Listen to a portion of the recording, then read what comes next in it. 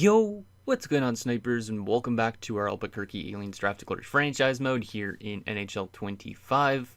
So last episode, if you did not catch it, we had the season simulation, and it was another pretty damn good regular season for this team, as we finished 52-21-9.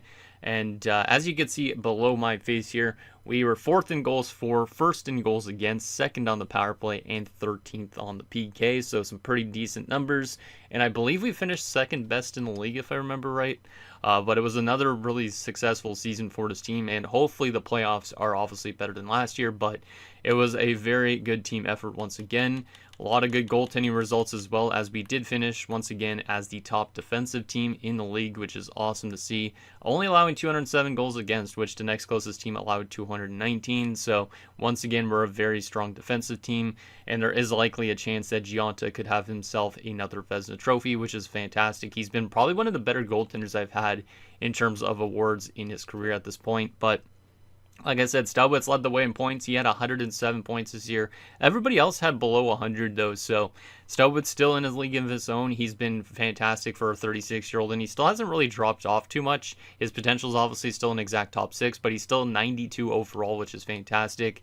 Meanwhile, Ristolainen, who's younger at 34 years of age, is an 89. So I don't know if Risto is going to be one of these younger retirements that retired like 35 instead, but he has been dipping off a little bit in production. Still has been very good, but obviously kind of sucks that he's dropping off fast because he's been one of my favorite players in the series at the moment. We also got some decent production from some younger guys like Dunham with 57 points. Rick Kim, one of the veterans, still had 55 points, which isn't too bad, but obviously for his money, it's not very good. We had Peterson on 52 points. Tulipov had 48 points, which is a pretty big surprise this season.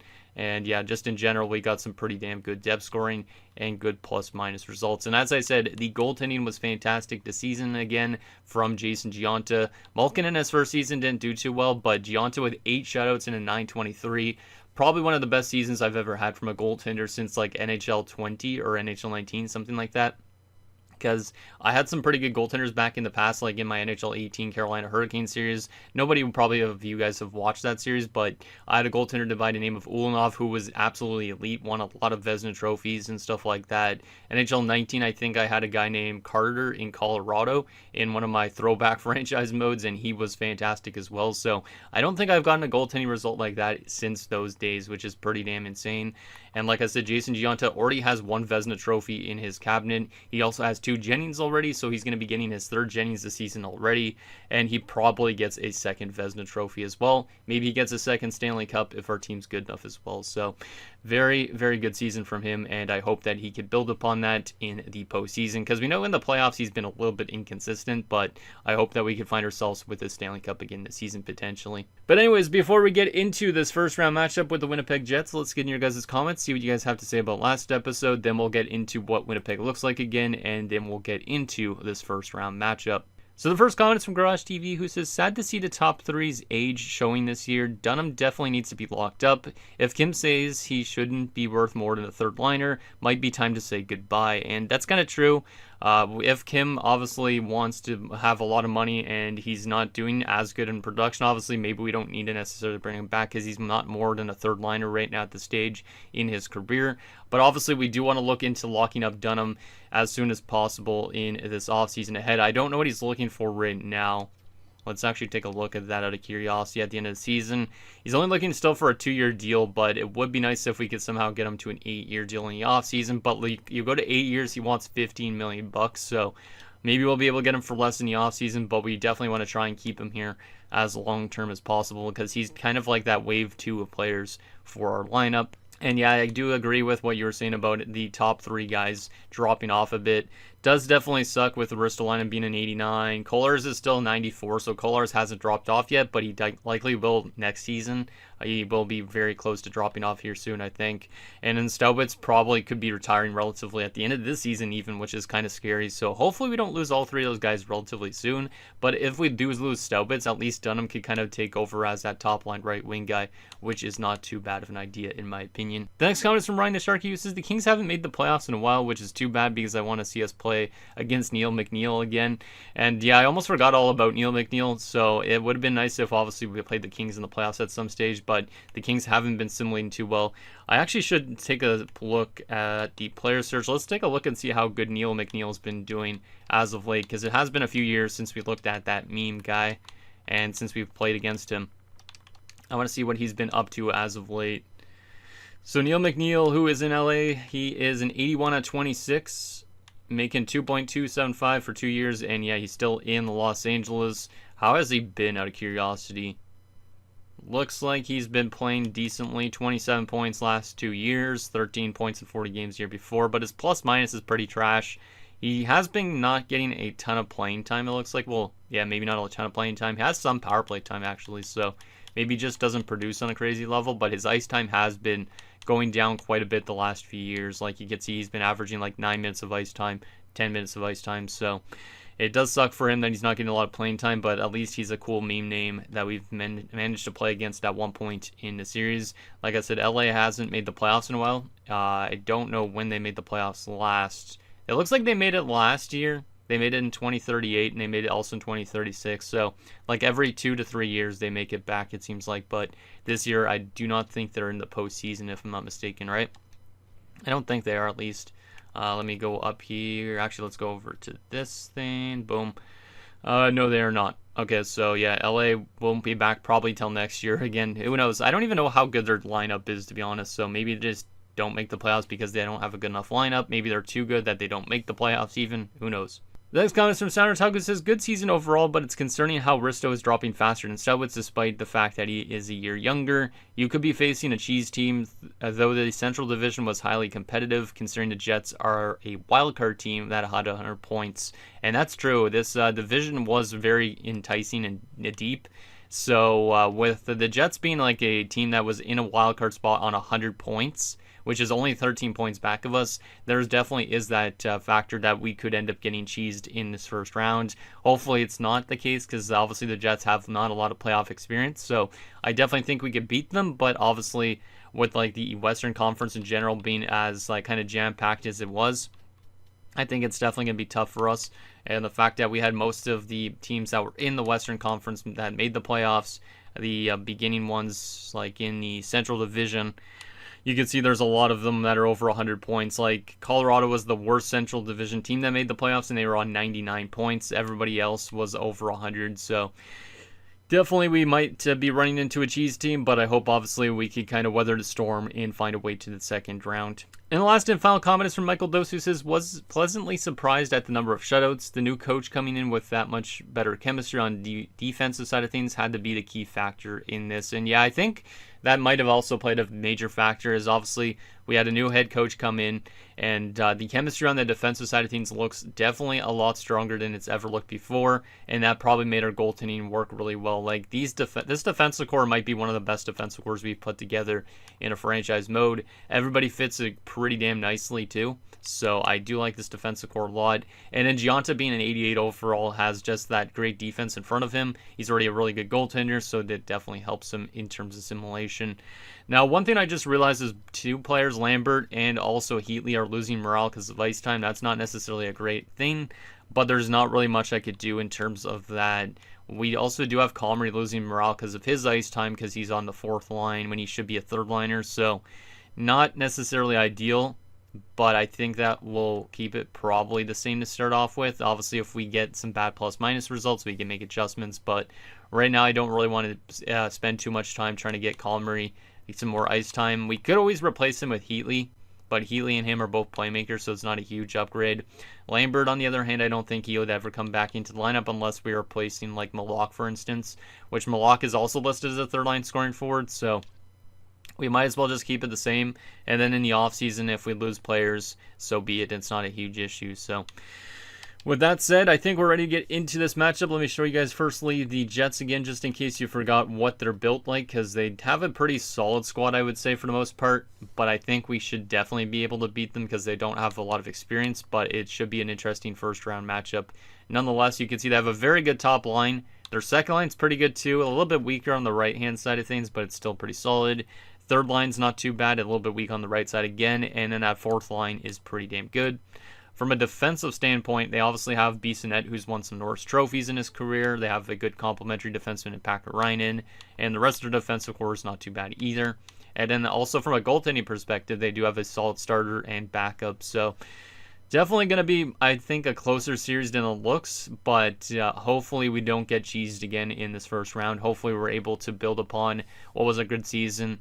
Last year we had a good season as well, but we were knocked out by the Predators, so hopefully we can find a way to not get cheesed in the first round and actually make it far the season. So with that said, let's get into this first game of the series, see if we could find a way to start this series off. We do have home ice advantage for most of the playoffs unless we play the Seattle Kraken at any point.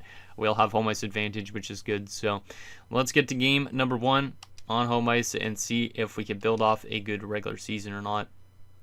Let's get a good goaltending result, good defensive play like we played during our regular season, and let's hopefully get some offense too. First period, game number 1. 2-1 Winnipeg. Not great. They did score the first 2 goals of the game, Packer-Reinen and Bissonnette, so that defensive pairing on their top pairing, I should say, for that matter. Rick Kim scores for us with 48 seconds to go, but we're down by a goal early on here.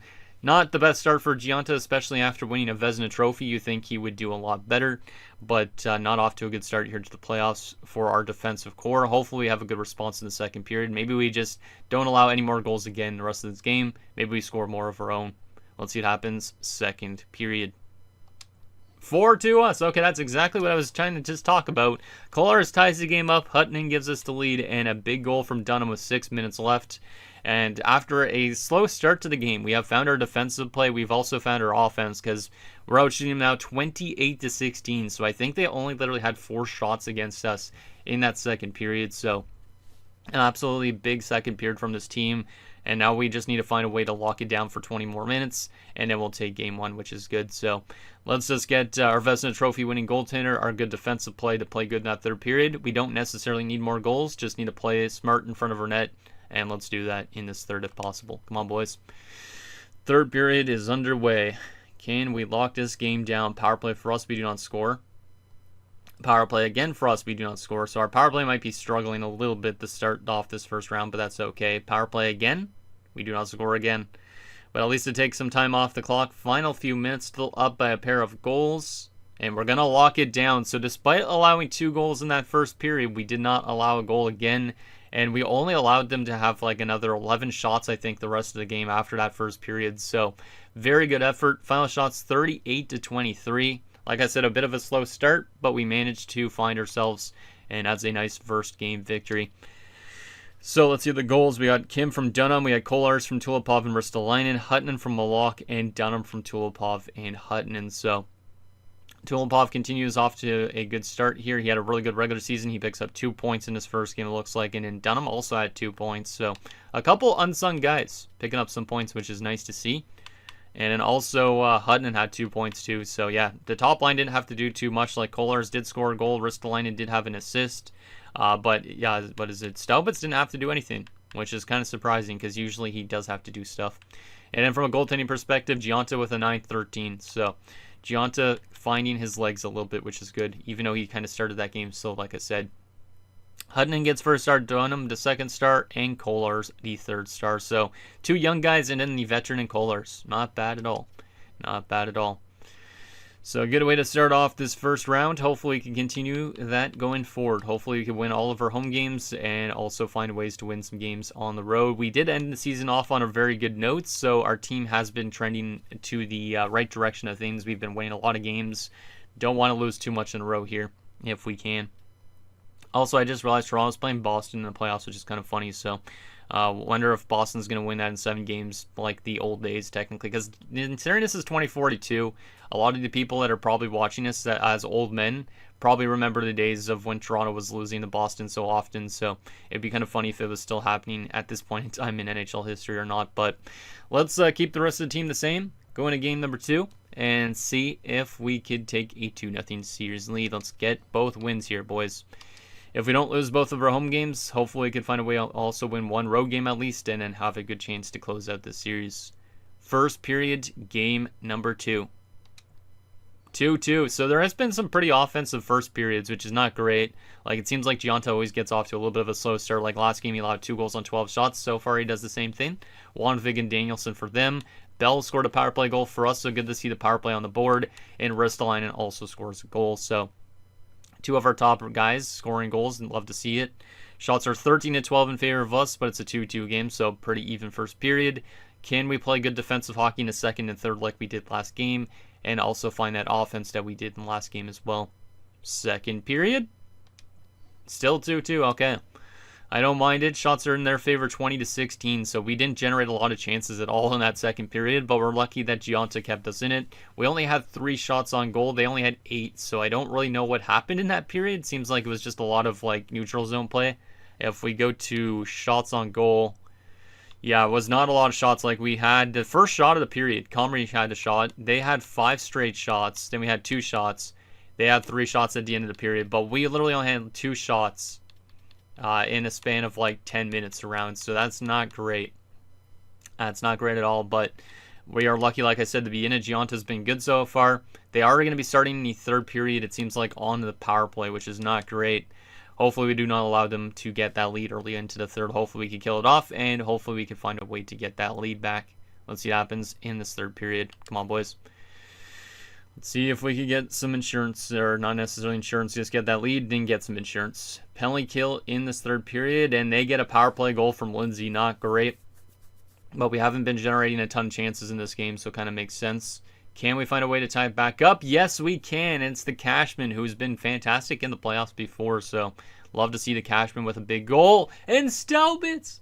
Oh, man, Staubitz is friggin' awesome, man. He's 36 years old, and he just scored the game-winning goal with 1 minute and 6 seconds left. Like, this guy still plays like he's 26 years old at this point. What a big goal from the captain. We're going to take a 2-0 series lead. I thought this game was going to go to overtime, but what a third period. Again from this team. Final shots 30-28, and we win 5-3, and we have taken both of our home games. So, like I said, big goal from Staubitz there. And I honestly thought, like I said, it was going to go to overtime. We weren't necessarily playing the best, but it was solid third period. Gives us a 2-0 series lead. So Bell from Kohlers and Peterson. We had Ristolainen from Staubitz, and then we had Cashman from Dunham and Tulipov, Staubitz from Ristolainen and Tulipov, and Dunham from Peterson and Staubitz. So Staubitz with a 3-point game. I've seen that happen so many times in his career, so not really a surprise. He didn't have to do anything last game. This game, he obviously decided to step it up. Peterson had 2 points, and with Dunham, Tulipov, and Ristolainen, and then also a couple guys on 1 point. But man, Staubitz is always the GOAT. Him and Ristolainen have had some really great playoffs in the past. Staubitz only played 13 minutes that game, so his ice time was a little bit lower, but he still managed to produce on a crazy level. And then Gianta wasn't very good in that game. But at least he only played 40 minutes. Is that just because I went back into the box score of or the shot chart of the second period? That must be what causes that glitch. Because obviously he was in net for the entire game. He wasn't only just playing 40 minutes. Because I didn't have an empty net for that third period, I'm pretty sure. So Staubitz the first star of the game, Risto the second star, Dunham the third star. So the 2 old men, and then the future #1 guy for us potentially.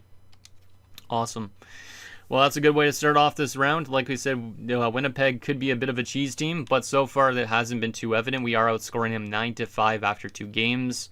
Hopefully we can find a way to win at least one of these 2 games in Winnipeg, because obviously if they win both, then it becomes a best of 3. If we find a way to win one, then we have a chance to eliminate them in multiple games in a row. So I think we're going to keep the team the same. Everything's been decent so far. Let's see if we could take a commanding 3-0 series lead. Hopefully this isn't one of those series that you get reverse swept in, because or else I'd literally be like, man, that would be a heartbreaking way, especially with Staubitz potentially retiring at the end of the season and all that. But here we go. First period, game 3. And we're down 2-1. So for the third consecutive game, we've allowed 2 goals in the first period. So that's been one issue I've had with this team so far, is we seem to allow goals early on, and it always seems to be on 12 shots right now, which is really weird. Like, Gianta always gets off to a slow start, but then our team finds itself in subsequent periods. But Beck scored, and Dunham scored to tie it up for us, so Dunham's been really good in this first round. Pakarainen gives the Jets back the lead. Shots are 12-7 in favor of them, but it's a pretty close game. Can we find a way to tie this game up in the second period and get back a lead potentially? Second period. 3-1 Jets. That's not good. This might be one of those games that we actually end up losing. Now, shots are pretty close still, 21-20. So we did have a good second period in terms of chances, but that Leahy goal is a pretty big one for the Jets at this point in time. Can we find a way to tie this game up in a third? We're only down by 2 goals, so if we could get one early, we could definitely still tie it up. Let's see what happens in potentially the final 20 minutes of this game. Come on, boys, let's tie this one up somehow. Pull a win out of our ass or something like that. Parrott makes it 4-1. That's probably it at this stage. Yeah, I knew the Jets weren't going to go out quietly. I knew they were eventually going to find a way to win one of these games. Not a good game for Giunta or the defensive corps. We are generating offensive chances, but we aren't scoring them either. So a bit of a rough game, but we are going to lose this one by a score of 4-1, which means now we kind of have a bit more of a closer series because now we're only up 2-1 instead of 3-0. So this next game is pretty crucial for both teams in a way. So our only goal was Dunham from Norena and Peterson, who was badly minus in that game, if there was anybody. Delisle -3, and then we had Hutton and Doig and stuff that were -2. Seems like the bottom Sexton and then the Tulipov and Hutton pairing was not good. And then, like I said, Giunta was pretty rough in that game. Yeah, I don't know what we want to do in response to that. Like, do we keep the team the same since we just only lost one of these first 3 games, or do we make some adjustments already? Because technically now after the 3 games, we've outscored them, I guess, 10 to 9? It actually might be really close. So maybe we do want to make some adjustments just so we could kind of maybe find ourselves a little bit more consistently, but something hasn't been too good for us so far. The chemistry on that top 6 should be better. I could always move Risto down if I really want to. I really do like Risto, though. He's got 3 points in 3 games. Second line hasn't been dreadful either, though. It's been more of the bottom 6 that's had some issues defensively. So, is Patrick taking too many PIMs? 5 PIMs in 3 games isn't that bad. I'm trying to think of what I want to do. I might move Comrie to the right-hand side, take Patrick out. And then we'll get Heatley into the lineup maybe here just to kind of change things up a bit. It's nothing against Patrick because, like I said, he hasn't been playing that bad. But he's a physical presence, and I don't know if I really want a physical presence in. But the defensive pairings who have good chemistry haven't had terrible plus-minus results either. But this pairing was bad last game. I could always go Hutton up and Hunwick down just for some small adjustments, so I think we'll do that.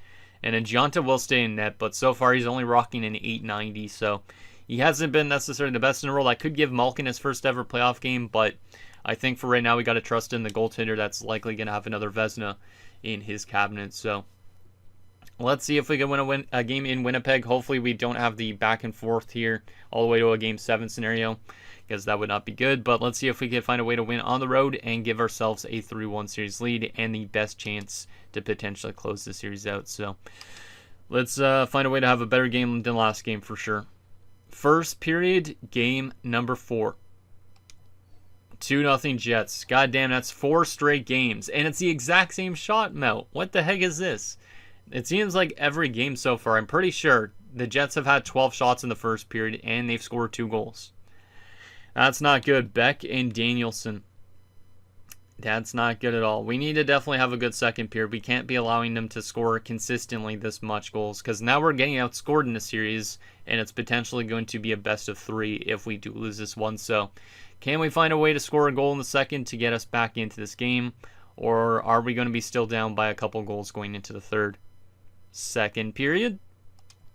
Okay, now we're back within 1, so that's not too bad. They did make it 3-0 at one point, so that's kind of scary. Parrott scored early on, but Stalbot scores for us. Peterson scores for us. Both those goals only a total of 26 seconds apart, so some quick goals, and we're back into this game. We're back into this game, so our offense at least starting to find itself again, but we were down 3-0, which is not good. Shots are 27-23 in favor of the Jets. We're only down by a goal. Who wants to be the guy to tie this up for us in the third period and help them blow that 3-0 lead? Let's see what happens in this third period. Come on, boys. Let's tie it up. Let's tie it up. We definitely have the momentum on our side potentially after those 2 goals, and Kolars ties the game up. We were down 3-0, but now it's 3-3. Big goals from the top line, but Jenner gets the Jets back to lead. That's not good. Do we have a response to that? Come on, guys. We have time. We have time to get one back again. Penalty killed. Stop taking penalties at this time. We killed it off. We do tie it up late, and it's Staubitz a freaking again. Staubitz is my favorite player for sure in this series, I think. I love Ristolainen too, but Staubitz has been like one of those guys that just does everything for you in the postseason. He scores late goals. He scores a ton of points in general. Like, this guy's friggin' the GOAT.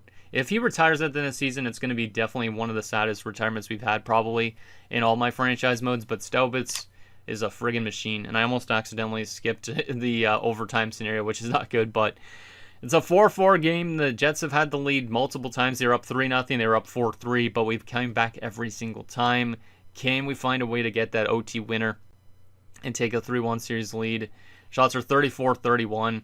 Let's see if we can get that winner. Come on, boys. And who wants to be the hero? I probably don't want to necessarily shout out Staubitz because I know that he's been doing a lot already for us. I don't want to put that much pressure on him, but Staubitz could step up here. It could be somebody also completely random like Heatley on the fourth line, but can we find a way to take a 3-1 series lead here? Let's see what happens in overtime. Come on, guys. Let's get that winner if possible. Let's get that winner. Maybe Staubitz has more in his bag. Does he have another goal in him? Does Ristolainen have some goals? The Jets end up winning in overtime. That's unfortunate. I thought that the Jets having the lead multiple times that they were eventually going to blow it, but they do end up winning, which means now it is a best of three as Bankston beats Gionta on the 40th shot on goal. So our defensive play is not as strong as it was in the regular season, that's for sure. That's for sure. It's kind of similar to last year in a way, I think. But Staubitz from Kolarz and Ristolainen. We have Peterson from Hutton and Kim. Kolarz from Staubitz and Staubitz from Ristolainen and Kolarz. The old guys are doing all the work here, which means the young guys need to step up a little bit. Because Staubitz, Kolarz, and Ristolainen all multiple points in that game. But then you have like the young guys like Dunham didn't do anything. And then from a goaltending perspective, Gionta had an 875. So I definitely need more out of him. Maybe I will give Malkin one game. Staubitz and Kolarz the first 2 stars in that loss, and Beck the 3rd star for them. But yeah, maybe I will give Malkin a game. I don't think it's a huge issue going to a backup goalie here, especially if he's an 83 overall.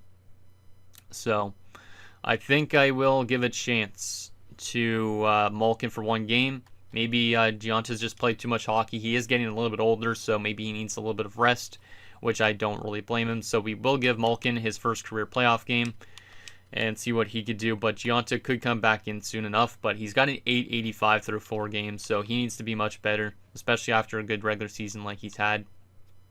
There is definitely some people still complaining about ice time, but I don't think there's much I could do about that, which is unfortunate.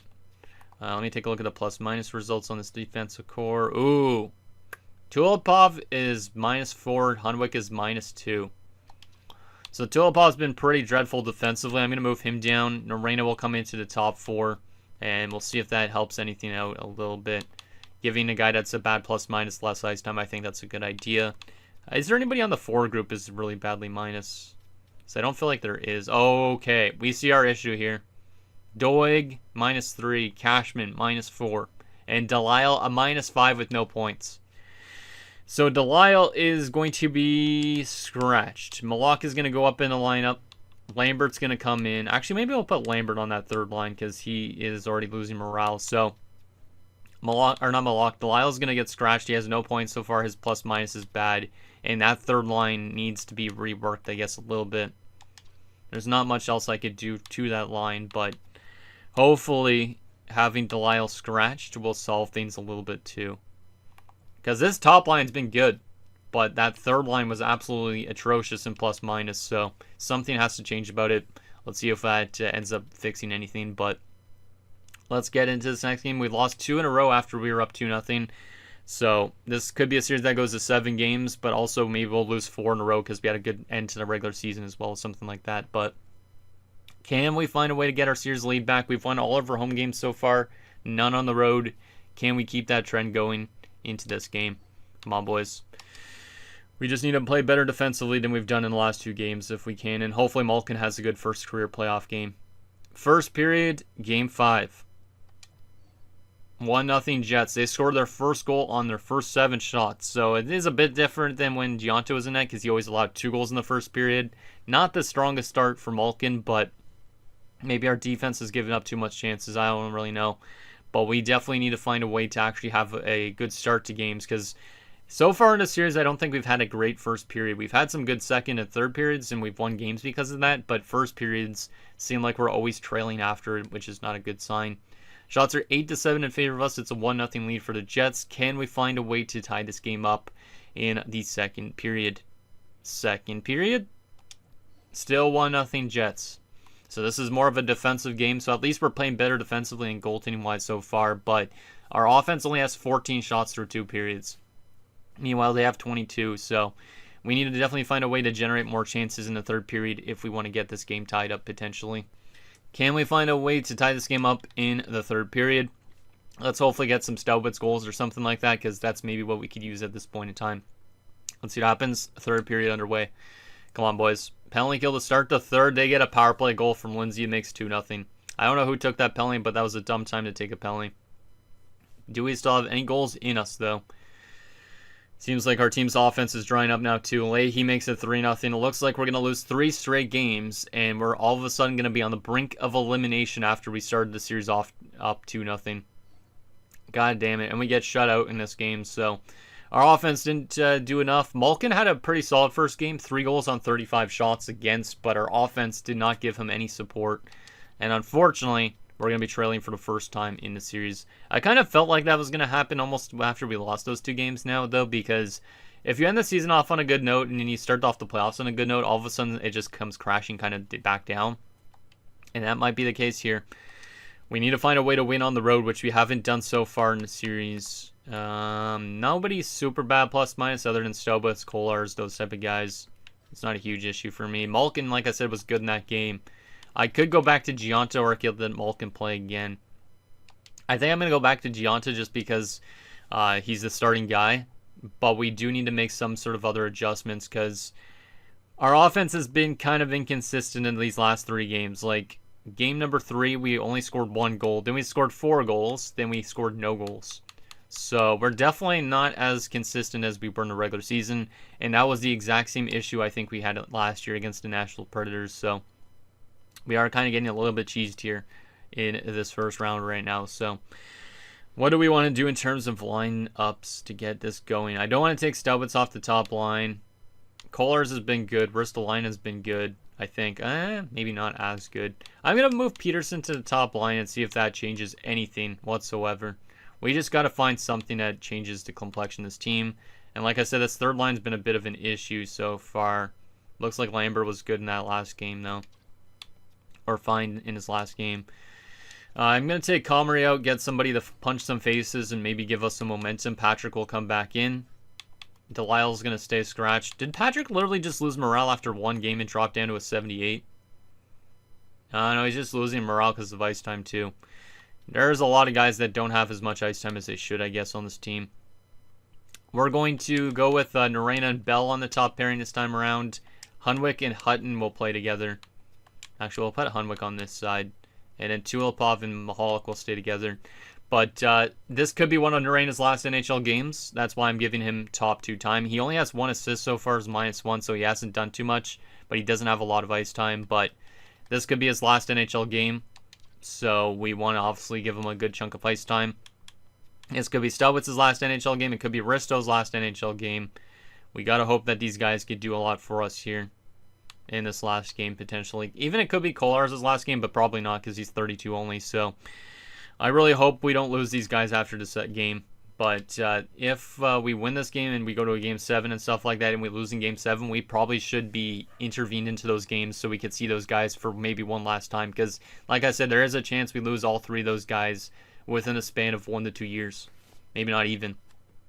So let's get into Game 6 and see if we can keep it alive. Staubitz has been really good in this round so far, which has me concerned that he is going to retire at the end of the year.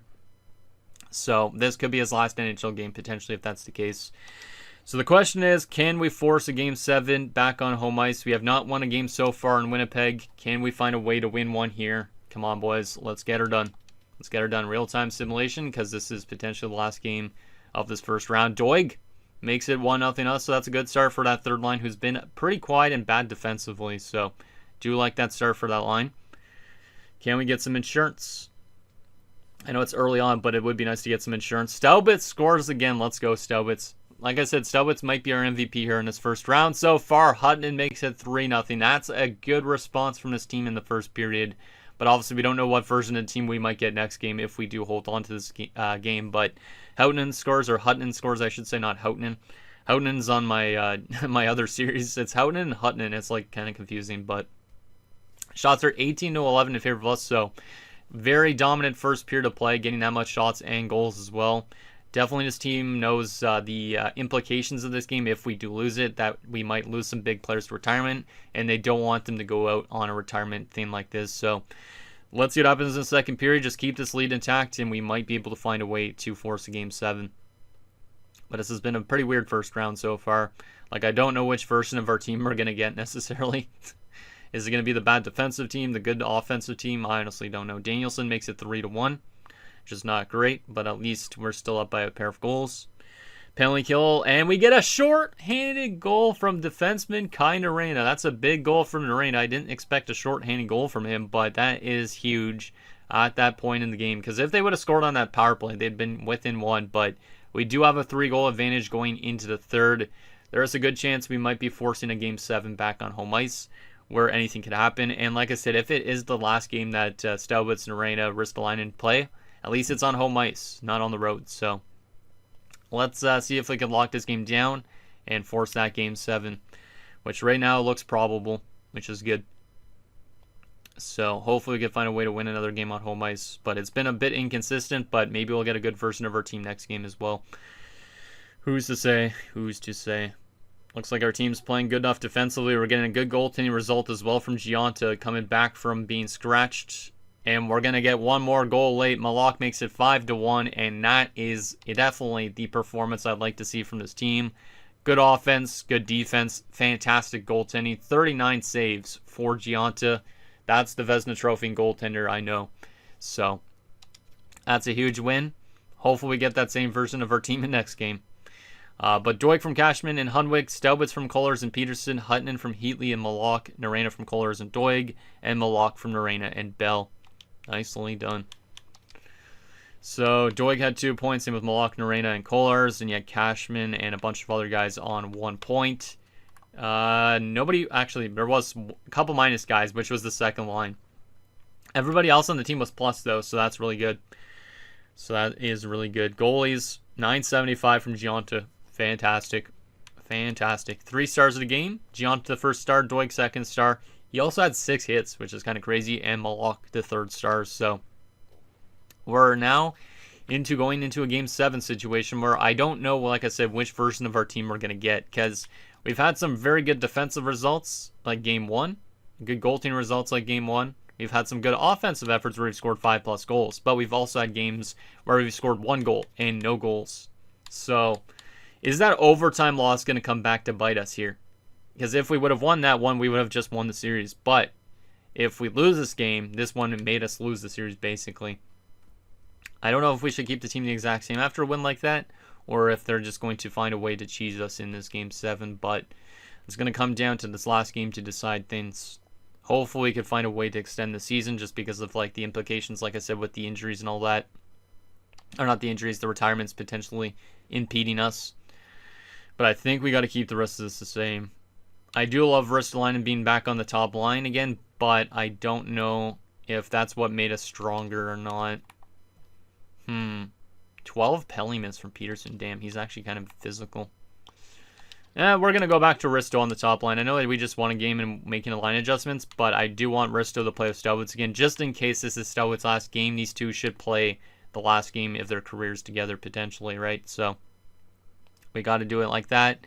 Let me just see how Lambert's been doing since he's been in our lineup. He's +1. So Lambert's definitely been a lot better defensively than Delisle was. It does suck to scratch Delisle, but he was off to a really atrocious start. So he's probably going to start complaining about his ice time because he's listed as a second liner, which is not good. But I definitely want to go with the guys that are actually playing good defensively and all that. So let's get to Game 7. We have home ice advantage for this game. Is that going to play a factor at all as we look to get to the second round? Like I said, it hasn't been a pretty first round, but if we can get out of it, maybe next round we could find ways to win games in series in 6 games instead, 5 games, 4 games. But hopefully we don't have to ever go to another Game 7 in this playoff run. Let's see what happens. Game 7 on home ice. Our last home game we lost, 3-0. So that's not good. Our last 2 games that we won on home ice, though, were pretty good efforts, 5-3 and 4-2. So hopefully we get back to what we were doing in Game 1 and 2 on this home ice. Come on, boys. Let's get some good efforts from Staubitz and all those old men on this team. Hopefully the young guys also step up as well. And we open the scoring. Lambert opens the scoring. That's good to see. So Lambert, obviously getting back into the lineup recently, has been definitely doing a lot better on that third line. That's good to see him score here in Game 7. Final few minutes of this first period, still up by a goal. Can we lock down the rest of this period? And the answer is yes. Shots 10-7 for us after the first period. We're only up by a goal, so a bit of a quiet period, but at least we did score first, and we did not give them a goal in that first period, which is one of the first times of the series that we've not allowed a goal in that opening period. Can we find a way to have a good defensive second period and also get maybe some more offense on our side of things? Let's see what happens. Period number 2. Come on, boys. Short-handed goal to start the second for the Jets. That's not good. As Lindsay has his 3rd or 4th goal of the series, so he's been good for them. Clefbaum gives the Jets the lead. Oh no, don't do this to me, guys. We're out shooting them. Let's go. Ristolainen ties it back up. Okay. Just don't buckle too much, boys. Don't buckle too much. We might honestly watch the entire third period at this point. We might watch the entire third period. Should I watch the entire third period? It's 41 minutes into this recording, but then again, I might have had to cut stuff from my voice and all that, but, You know what? We're going to watch this entire third period, I think. I know it might be a kind of a crazy thing to do, but if this is the last game for Staubitz, we want to see every one of his last shifts out here. If we do somehow win this, obviously he'll have a chance next round to play as well, but I definitely think it's kind of fun just to watch AI gameplay. I know some people hate AI gameplay, but I absolutely love watching AI gameplay, so I think watching an entire third period sounds like fun. This episode might be extra long because of this, so if you are watching this episode and you see that this episode still has a lot of time left in it, maybe grab a snack and sit back and watch potentially us find a way to the next round or find a way to lose in Game 7, which hopefully isn't the case. But let's see what we could do here. See if we could get a win here on our home ice and get ourselves to that second round. Is it the last game of Staubitz Ristolainen's career? Is it the last game of Narena's career? Not too sure, but this could be the last period we see all these guys out there, which is kind of scary. All right, so our top line's out there to start this third period. 2-2 game. It says the shots are 0-0, but obviously that's going to adjust after the first person takes a shot. Narena walks in to start the third, and Staubitz scores on the first shot of the third period. That's why I jump in, but I honestly don't even know with this team if we're going to give up a goal right back. But this team has always a flair for the dramatic. 30 seconds in, the first shot of the period. Kolar's found Narena, and Narena finds Staubitz, who makes a nice toe drag. Love to see our captain score a goal here in potentially his last game. That's a big one. Wow. I was not expecting a goal immediately, but then again, we've been jumping into some games like the last year when we had Game 7 against Nashville. That was a crazy game to jump in and watch, but they call a timeout immediately to start this third period because they gave up that early goal. But Staubitz has 5 goals now. He's top 5 in goal scoring in this first round despite being 36 years of age, which is kind of insane. So Staubitz from Narena and Kolar is on the 29-second mark. Huge goal. Shots are pretty even. Goals are pretty even, so there's still a lot of time for anything to happen in this third period. Staubitz finds it again. Staubitz in. He's denied. Loose puck, and he can't get to the rebound. Oh my goodness, Staubitz. He literally looks like he's still very young out there, but he's closer to retirement than you would think. Ragnarsson walks in, finds Lindsay for them, and he scores on the Jets' first shot of the period. Well, short-lived, but we definitely seem to be jumping into games that always have a lot of goals in the third period. That's a minute 53 into the third period, and this ties the game up again. Last year when we jumped in against Nashville, there was so many goals, and I was not expecting that. So far, this game has the exact same implications. A lot of goals in this third period potentially coming. Like, I think last year was like 10 goals combined in the third period. I honestly don't even remember, but this is going to be a crazy Game 7 as well. All right. Well, now our team's taking a timeout. That's kind of hilarious that both teams took a timeout in the first minute or so of the third period. So hopefully our coach could tell them to get back to their defensive basics. And yeah, Lindsay's definitely been their best player in the series for them against us so far. So We got to shut down their top line just like they got to shut down our top line. All right, let's play some good defensive hockey here, boys. Ragnarsson gets in. Nice defensive play. Here comes Kolars. The old man out there. He finds Ristolainen. Ristolainen to Kolars. Kolars shoots. Turned away. That was a good chance. Kolars isn't really much of a shooter, so kind of surprised him to see him shoot there. Narena, a good chance. And that's turned away too. Almost full pressure for our team. Can we hold it in? No, we cannot. Beeson at the offensive defenseman will find Danielson, who's poke-checked. Here's Danielson. Drops it back. Staubitz intercepts. Let's go, Staubitz. Risto throws it over. It's bouncing around. Lindsay gets back and recovers for the Jets. Here comes Danielson. Danielson up with it for the Jets. Trying to get it away. Ragnarsson with it behind the net. Looks around. Gets to the front of that. Huge save there by Giunta. And like I said, that Milata Boleslav mask looks really good actually with our jerseys. So pretty happy to see that on Giunta's head right now. All right. Well, who knows what's going to happen the rest of this period. We honestly don't know what to expect. Good face-off win there again for our team. Bell over to Peterson. Peterson in potentially one of his last games with the team too, because he's a pending UFA potentially this offseason. So there's a chance Cashman could be in that spot next season. Peterson up to Bell. Drew Bell, the DFD, finds Rick Kim. Rick Kim shoots. Can't get it on net. Rick Kim again. Finds Dunham, and that's turned away. That's a grade A chance, and that goes out of play. But Rick Kim controversially played $14 million. Almost just got an assist on a potentially big goal for us. So maybe he'll earn his paycheck in this game.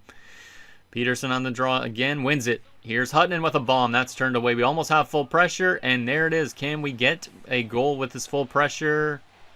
Maybe Dunham holds it in. Rick Kim, a blast. That's turned away too. And then they're going to be able to get out. At least we got some chances with the pressure. But Jets with a 2-on-1 now. And there's a chance Giunta makes an awkward-looking save on, I don't know who that was, number 17. I can't see what his name is. And I don't know their jersey numbers off the top of my head. But so far, a little bit of an action-packed third period, which is good to see. 12 minutes still left in this third period. Still tied at 3. Nice defensive zone face-off win again. Here is Hutton. He gets hit. Leahy finds Clefbaum for the Jets. Over to Leahy. Turned away by Giunta. Big save there as Leahy tripped up almost looking like, but he dove and got a shot off. Giunta still made the save. All right. Peterson again at the face-off against Clefbaum. Come on, Peterson. You got this, buddy. You've been winning some good face-offs so far. He wins another. Dunham lost it, but Hutton recovered it for him. Hunwick all the way up to Peterson. He's got some room. Peterson can't get by, and he can't even get a shot off. That's unfortunate. He was trying to look for the pass first, but he's doing some good pressure to keep it in their zone. Kolars comes off the bench. Kolars with a head of speed. Peterson, a shot turned away. That's a good shift there from Peterson. And then Kolars jumping off the bench to help out. That was nice. Good chance. All right, let's get this away from them, boys. Nice hit there, and that forces an offside. Let's go. All right, 9:25 left now. Damn, man, these third periods kind of go by quick, too. Like, I know that we've jumped into this game maybe like 5 minutes ago already at this point, but I've already seen 2 goals. We've seen some good chances. We've seen some hits. Pretty fun so far. Tulipov finds Kolars as the top line back out there again. Kolars over to Staubitz. Turned away. That's a good chance again from the captain. Kolars just got decked. Nobody steps up for him, but that's okay. Ragnarsson with the puck for the Jets. Finds it to Lindsay. Back to Ragnarsson, and Giunta makes a big save. I honestly don't have any idea on who's going to win this game right now because both teams have generated some really good chances in this third period, so could go either way. Either way. Risto on the draw against Lindsay. 2 big guys. And Risto wins it again, but then we lose it right away. Can we get it out? Yes, we can. Nice forecheck, boys. Wheeler throws it over to Danielson. Danielson with it makes a move. We let him walk in almost. Mahalik, good stick. Here is Risto again.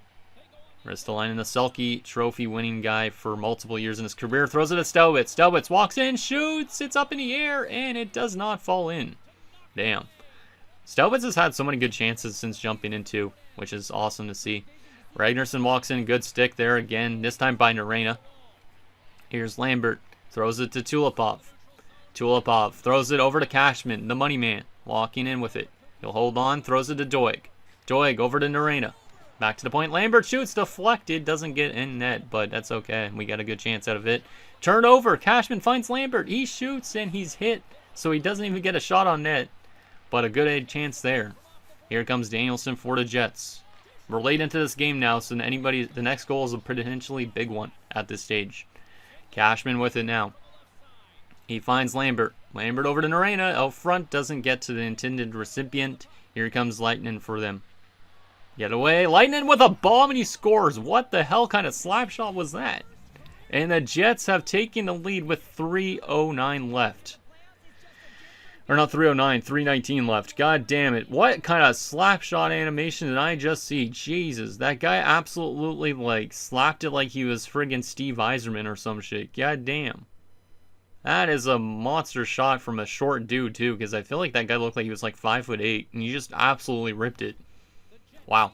Well, I was not expecting that, and that's not good, especially at this stage of the game, as Chance Wanvig got that goal, I think, because he just jumped up there in points, right? No, it was Lightning. From Wanvik. Okay.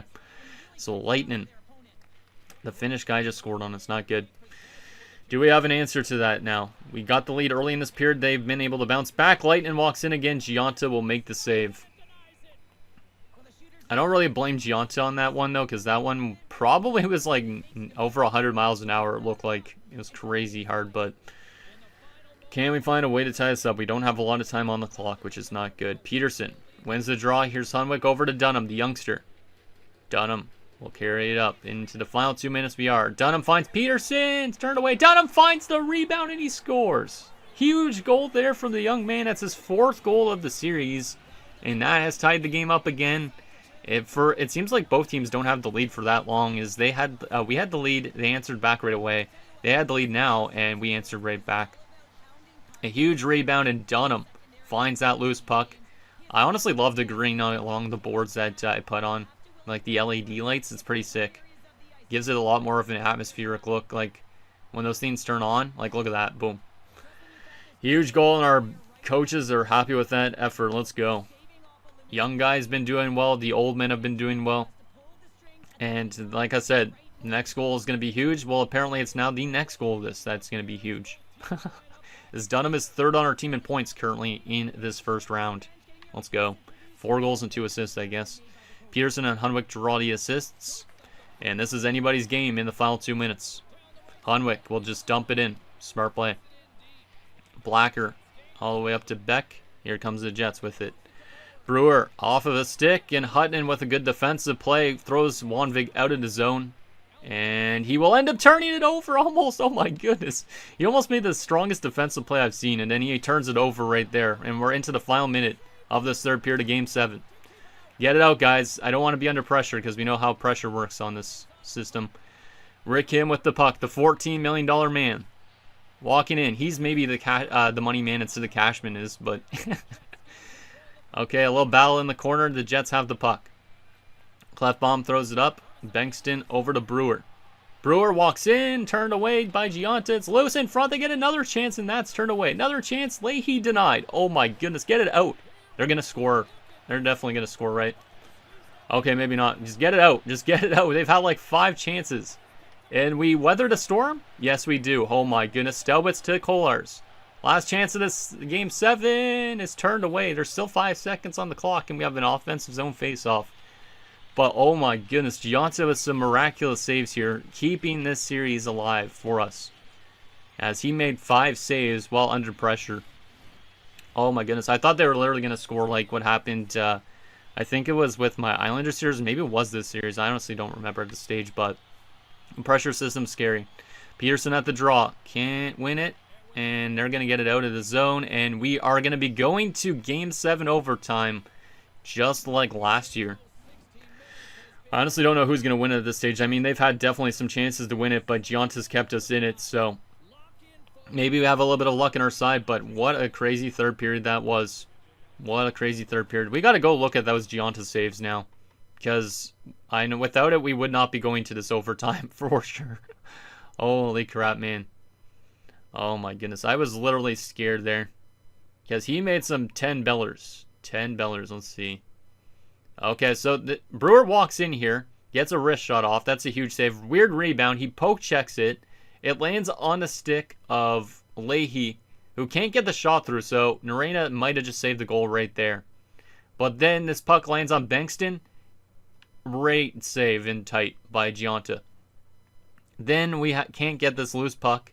They throw it back to the slot. Our defense is swimming. And then Leahy gets completely robbed in tight there. Leahy gets back to the loose puck. They get another chance off from Blacker. That one's turned away. This rebound lands to Bankston.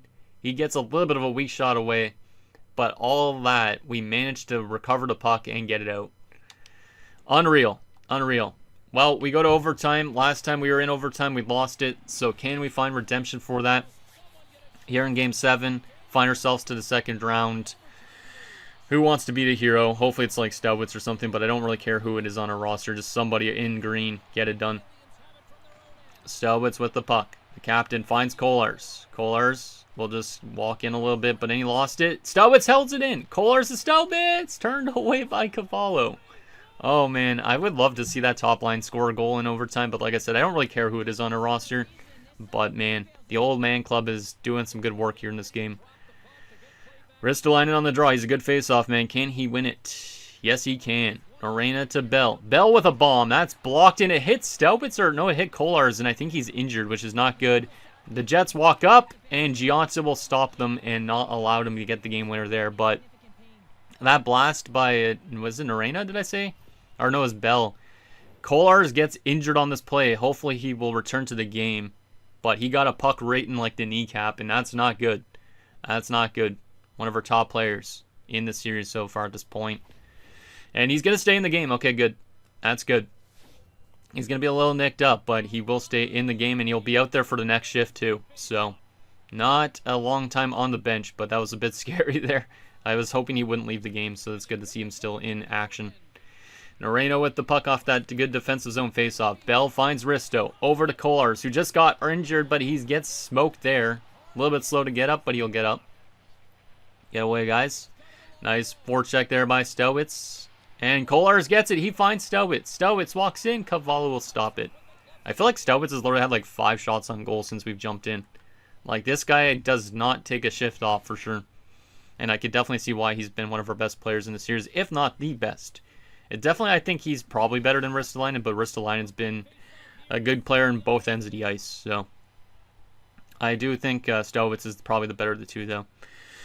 Ristolainen at the faceoff dot. And he can't win that one.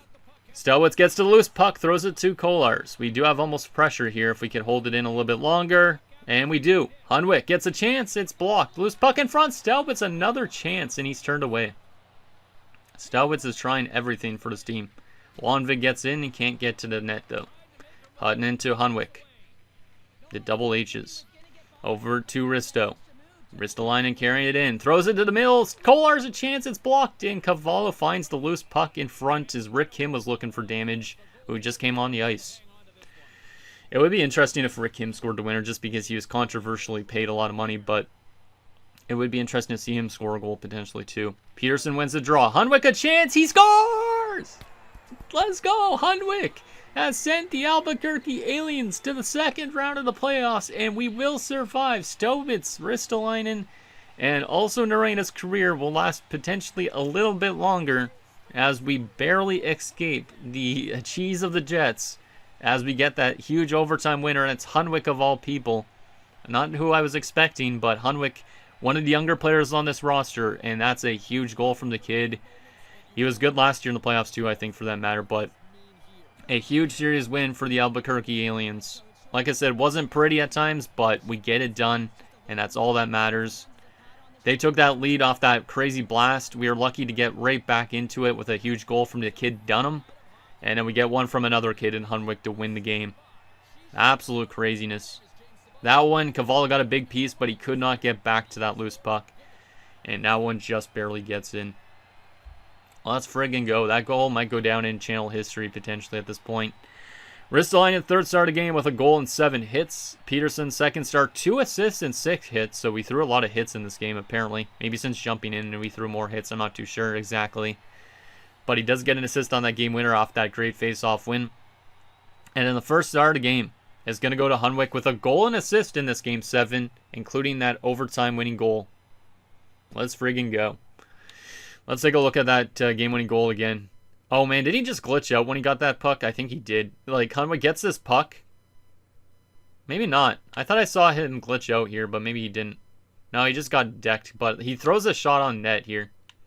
And it's just like a nice little wrister right to the glove hand side, bounces off the goaltender, and he can't get back to it. And that's a huge game-winning goal with the green light on him too. Oh my goodness. I gotta get a screenshot of that. Even though Hunwick's not necessarily a channel legend, that's pretty damn sick. With the green lights and all that. Let's get a screenshot of that. Boom. Wow. What a win. What a win. Now, like I said, that extends the careers of a couple players potentially for a little bit longer. Look at our bench celebrating too. I actually should get a screenshot of the entire bench. And maybe this is a good thing to have as like a background on my computer or some shit. Let's friggin' go, aliens. Let's friggin' go. Let's actually go to this. Boom. That's good. Okay. Let's go, aliens. Everybody's so happy. Let's go. The aliens have destroyed the Jets.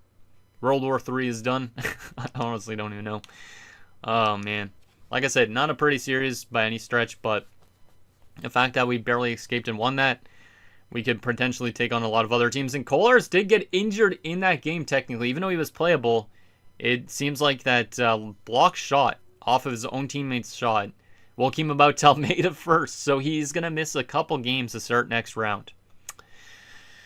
Oh, man, that's not good. What do I want to do here? Let's go edit lines manually. But I didn't expect him to actually be injured after he was still in the lineup. But that is going to give the kid Dunham a chance to play on the top line with two legends. So that's kind of cool. But aside from that, that kind of sucks, man. And we'll probably put the Lyle into the top 6 as well because he was bad in the bottom 9. Oh, man. But losing Kolarz, damn. May the 1st. I think he should be back relatively soon in that sense, but was not expecting to actually get injured after that. All right. Well, let's take a look at our player stats after that first round, and we'll see who we're playing in round number 2. But yeah, like I said, weird first round, but we get it done. Now, hopefully, we can take out any team in our path. But in terms of our player stats, let's see what we got here. So forwards, we had Stelwitz and Kolarz both on 8 points in 7 games. So both of them are fantastic. Sucks that Kolarz will be out next round for a little bit, but it is what it is. Peterson was point per game as well. He was good. Dunham was good. Ristolainen was good. Doig was okay. Cashman was pretty bad, to be honest. Which is not good. Rick Kim was pretty bad too. So we had some guys that didn't do too much, but hopefully they find themselves a little bit in the next round. Defensively, Hutton was really, really good. Narena was good. Tulipov was good offensively, not good defensively. And then the other defensemen were pretty good too. And then from a goaltending perspective, Gionta had some strong games and some weak games. Malkin was okay in his only game, but not terrible, I guess. All right, so there is that. Now the question is, who are we playing in round number 2? And is it a team we could beat? It will be the Chicago Blackhawks. Oh boy. Chicago, huh? Chicago has won, I think, some cups in the series, if I'm not mistaken. But it will be Chicago. They finished 46-27-9 on the season. Let's do a regular season and playoff comparison, and we'll take a look at the roster. So they finished 12 points back of us. They scored 3.49. We scored 3.63. They allowed 2.95, so they're okay defensively, too. We allowed 2.52. They're 18.7 on the power play. We're 21%. Penalty kill, we were 86. They were 82.9. Yeah, they're a team. They'd be a pretty solid team based on that. What about playoffs so far? If we go over to the Western Conference side of things. So they won their first round series in 7 games just like us. So both of us should be equally as tired. We scored more goals than they did. They allowed way less. So they're getting good goaltending and defensive results. We aren't, which is not good. They had a better power play percentage than us. And also the penalty kills were relatively even. All right. And they're 3-1 on the road. We're 3-1 on home ice. All right. Yeah, I honestly don't know what to make of those stat lines. All right, what does Chicago look like at this point in time? I feel like we played Chicago in this series, right? I'm pretty sure we have, because I don't think it was my Islanders series. Oh, yeah, it was the Gerbeshkov line, and Connor Bedard's dropping off a cliff. Wow, okay, that's interesting, because he was good a few years ago, but Artem Gerbeshkov, this guy's starting to drop off too. He was the first overall pick in 2024. Really good player. They also do have Shane Lorentz, who's 36 years old, former Shark. Don't think I know who he is. Tyler Camachi on the top line, but that's an old top line. Very old top line. Second line, Evan Love, Roger McQueen, and Tyler Schlemko. And third line, Bear DeSalvatore. What a name. Connor Bedard and Dmitry Nesterov. But Bedard's down to an 83 overall. So this could be the last year of Connor Bedard in the NHL. He was under point per game this season too. That's interesting. Okay. And we know that they have won some Stanley Cups before. 6 years ago is when they won the Stanley Cup. And he won the Lady Byng a couple of years ago too. But he hasn't won a ton of awards in the series for that matter. That's weird. Like he has no Art Ross trophies or anything. Huh. Kind of surprised. And the fourth line has Sawyer Beach, Ilya Arkhipov, and Pavel Arkhipov. That's kind of strange. I don't think I've ever seen a team with like two guys that could be considered brothers. One's 26, one's 25. One's 6'4", though. One's 5'9". So one got the bad genetics, or they're just step siblings or something. But yeah, these guys are. One's actually from where's that country? Lithuania. One's from Estonia, I think. So they are from different countries, but I consider them brothers just based on the same name, same age around. But yeah, they have not too bad of depth. I'd say down the middle, they're very good. The wing, it's a little bit weaker for sure. And then also the fact that they're an older team too is kind of strange. Defensively, Quentin Johnson, who we saw them last year, I think, or 2 years ago. Moises Hannon, Akeem Winterberg, Stan Lorentz. So they have two Lorentz as well on their team, Stan and Shane. They could be considered brothers maybe. And a top six pairing of Brandon Prost and Brendan McLaren.